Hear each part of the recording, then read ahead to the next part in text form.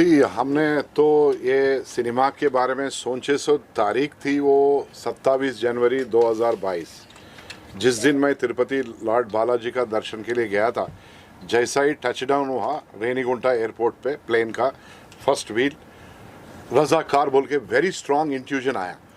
तो रजाकार ऐसा कोई नया चीज़ नहीं है, हम तेलंगाना वालों के लिए तो बचपन से सुनते हुए आ रहे हैं रजाकार रजाकार बोल के, क्योंकि हम तो गांव वाले हैं। गांव में भी बहुत सारे जो डिमोलिश किया गया, ब्लास्ट किया गया रजाकारों के वजह से या उनके द्वारा, वो सब भी हमको देखे सोए और जानकारी है। वहाँ से बचपन से ही रजाकार के बारे में वो सोच है। लेकिन वो 27 जनवरी 2022 के दिन ये जो स्ट्रॉन्ग इंट्यूजन लॉर्ड बालाजी ने दिया बोल के मैं समझता हूँ, उस दिन से शुरू हुई। 6 महीने का रिसर्च हुई पूरा स्टोरी के, मतलब पूरा सिनेमा स्टाइल में लेके आने के लिए।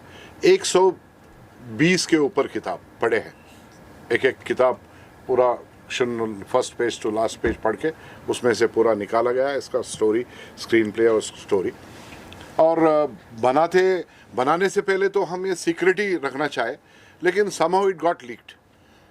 पहला चीज़ क्या है मैं बोलता हूँ, हैदराबाद में तो बहुत ब्यूटीफुल पैलेसेस है, उसमें बेस्ट पैलेस चौमोल्ला पैलेस और एक फलकनामा पैलेस जो 5 स्टार होटल है। अभी पहला चीज़ तो हम कहाँ फेल हो गए, चौमोल्ला फलकनामा पैलेस देते ही नहीं बोले शूटिंग के लिए।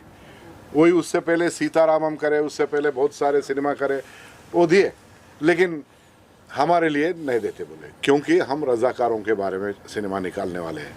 वो लोग गूगल करे कहीं Gudur Narayana Reddy is producing Razakar, actually जब तक अनाउंस भी नहीं करे, लेकिन लीकेज हो गया। वहाँ से शुरू हुई। हमको ये महीना जो 4 तारीख तक इसका सर्टिफिकेशन मिला, तब तक इतने तकलीफ उठाए।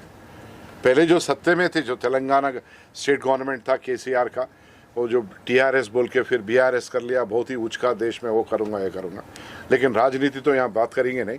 उन्होंने बहुत तकलीफ दिया, क्योंकि उनको वो सोचा कि हम उनको दोषी बना के सिनेमा में बताने वाले हैं, लेकिन उनको दोषी एक ही तरीके से है, वो भी बहुत बड़ा दोषी है वो, कि निज़ाम जिन्होंने अपना ही प्रजाओं पे बलात्कार करवाया, अपना ही लोगों को मरवाया मज़हब बदलने का कोशिश में, उसका मकबरे पे जाके इन्होंने माथा टेक किया है। हम नहीं जाते निज़ाम का मकबरे पे, माथा टिकाते नहीं। अगर होना बोलो तो अगर निज़ाम का बाप है, वो पिताजी है उनका पिताजी मीर महबूब अली पाशा के अगर मकबरे पे जाके बोल तो हम टिका के आते, क्योंकि बहुत अच्छा था, वेरी सूफी पर्सनालिटी, हिंदुओं को बहुत मदद किया, कोई हिंदू को हार्म नहीं करा। लेकिन ये भूख के वजह से, राज्य आकांक्षा बोलते हैं ना, दो देश बनाना चाह, तुर्किस्तान का भूखी में और उस पैसे में इन्होंने अपना ही लोगों को मर्डर करवाया, रेप करवाया। तो वो पापी का रूप से हम देखते हैं, और कोई दूसरा मज़हब के रूप से नहीं देखते। वो सिर्फ Mir Usman Ali Pasha and Qasim Rizvi, the villain of the movie Qasim Rizvi, हम इनके ऊपर ही हमारा गुस्सा है। इनको बाहर लेके आके लोगों को, दुनिया को बताना है, उस इतिहास के पन्नों को आप जैसे नौजवानों के सामने रखना है, ताकि आप और आपके बच्चे पोते, आने वाले पीढ़ियाँ सुकून से, शांति से रहना है, गंगा जमुना का तहजीब से जीना है। कोई इसमें उचक के मैं वो करूँगा ये करूँगा बोले जैसा नहीं, सब भारत माता के बच्चे के जैसा जिएंगे इधर। वो है हमारा इंटरेस्ट, वो है हमारा इंट्यूशन, वो है हमारा love for the present day kids. Because हम तो फादर ग्रैंडफादर का उम्र के, तो हमारा क्या रहता, बच्चों के ऊपर ही प्यार रहता ना। हमारे देश के बच्चे आज 100 करोड़ लोग आज जवान बच्चे हैं, तो उनको नहीं मालूम है, वो पढ़ने के लिए भी उनको पेशेंस नहीं है, गूगल करके देखने को भी पेशेंस नहीं है।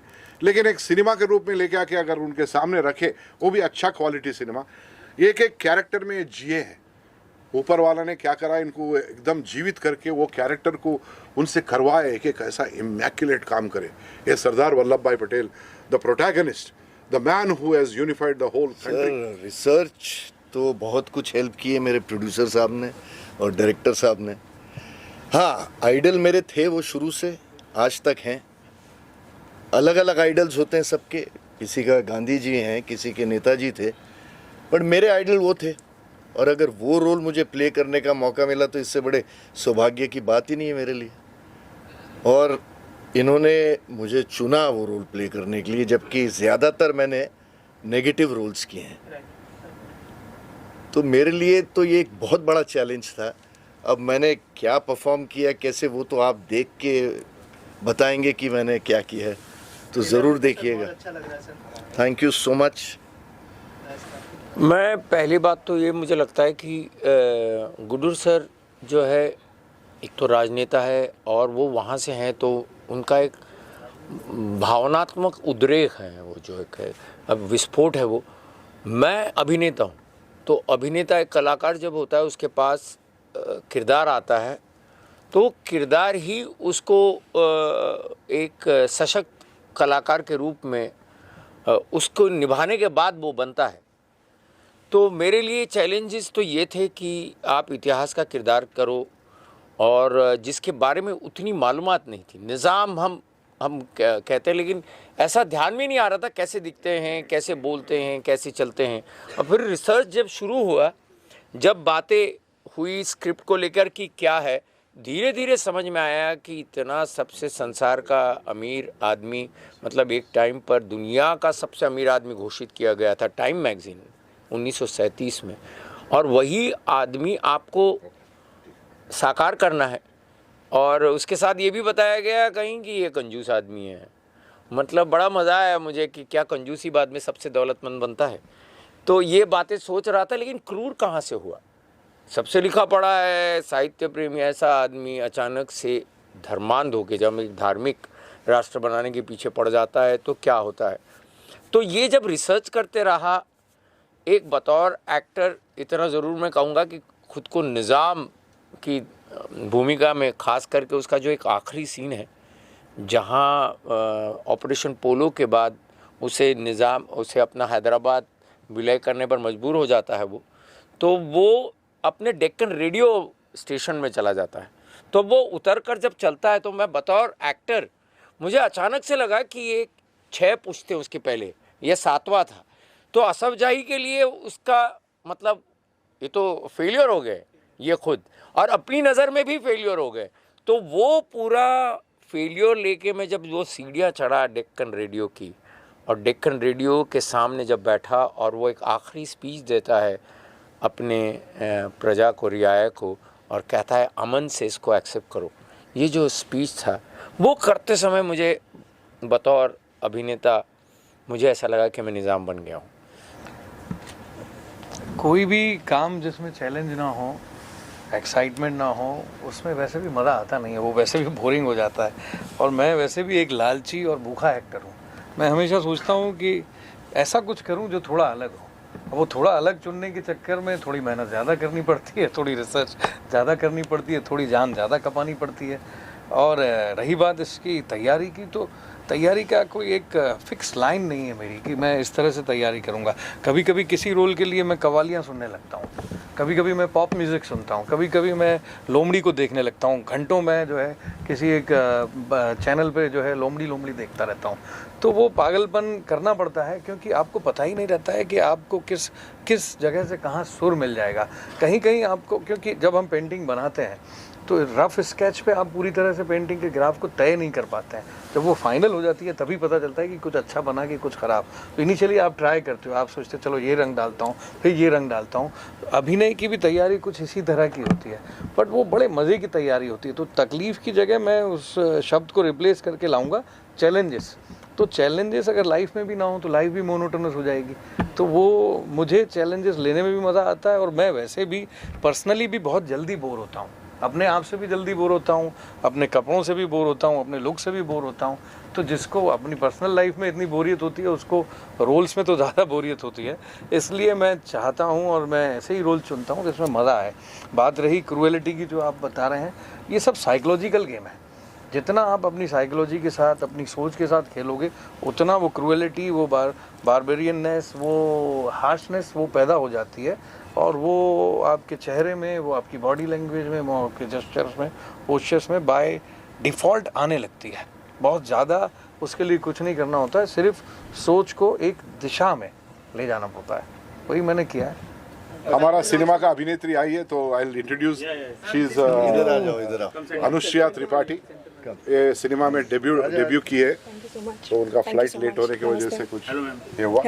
और कुछ प्रश्न है मेरे लिए? So I wanted to know from you, how was your experience working on It this was film? it was a wonderful experience because ये मेरा डेब्यू है एंड एक फर्स्ट टाइम एक्टर के लिए it's such a blessed opportunity कि इतने बड़े actors के साथ काम करना, इनके साथ मकरन जी के साथ स्क्रीन शेयर करना और ये मेरे लिए I am really thankful to my producer Guddu Narayana Reddy ji and my director Yata Satyanarayana ji for giving me this opportunity. It was a wonderful experience. Thank you. Right. Also, sir, आपसे मैं उनके लिए कोशिश भी नहीं किया। बॉलीवुड में तो I can not even afford, मैं टॉलीवुड में किया। I mean, categorically I'm telling, nobody had the guts to come and act in this movie. Yes, I don't mind being on record saying these words because no one had. No, it's a delicate. What is delicate? I don't understand. You're not hurting anybody. You're only bringing out the history in front of the people. So anyway, I thought whatever may happen, but they are gods and messengers in this movie. Each person, Makaran Deshpande, he will act like original Nizam.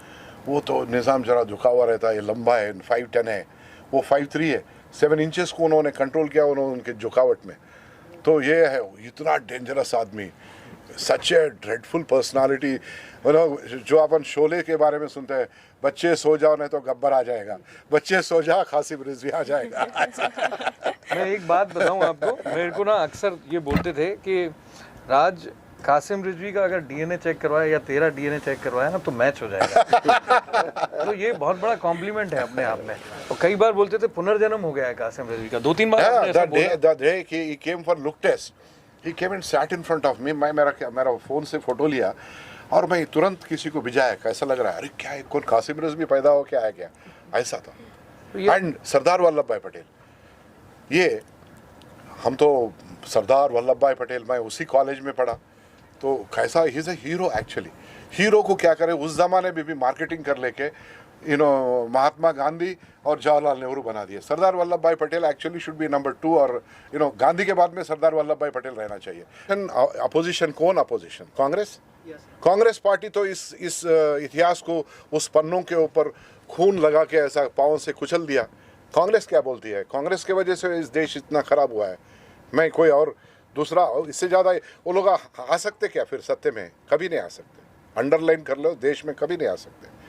और वो लोग वही बात करते, वो लोग तो शव के ऊपर मुरमुरे खाने वाले हैं कांग्रेस वाले, डेड बॉडी के ऊपर मुरमुरे खाने वाले कांग्रेस वाले, क्योंकि उन लोगों को बंटवारे में ही उन लोगों का जीवन है। Divide and rule, appease some community and take votes. As a politician नहीं बात कर रहा हूँ, तो अगर आप बोले मेंशन करे बोल के मैं उनका नाम ले रहा हूँ, they go for appeasement of people, communities. Here if you talk about I am a BJP guy, I don't appease anybody. I say मैं धर्म के लिए खड़ता हूँ, सनातन धर्म का रक्षा मेरा जिम्मेदारी है। मैं भारत माता का बच्चा, country first, party next, person last, हमारा वो है। आपका क्या है? Family first, country next, person last.